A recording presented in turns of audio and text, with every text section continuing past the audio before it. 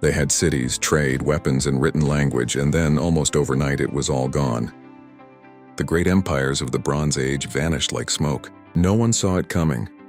But what if I told you their collapse wasn't one disaster, it was a chain reaction that nearly ended civilization? Around 1200 BCE, the ancient world was thriving. Egypt, Greece, and Mesopotamia were connected by powerful trade routes and fueled by bronze, made from copper and tin.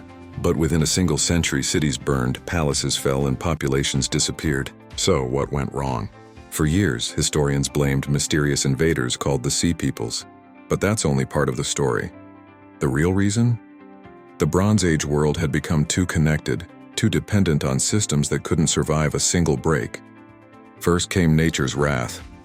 Around 1200 BCE, a massive drought swept across the eastern Mediterranean.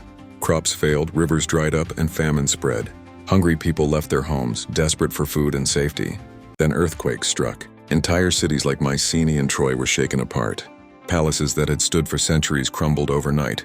Amid the chaos came waves of migrants and raiders, the so-called Sea Peoples. They attacked coastlines and toppled kingdoms, but many of them were just people running from disaster. And when trade routes fell apart, everything else followed. Bronze, the metal that powered weapons and tools, needed tin.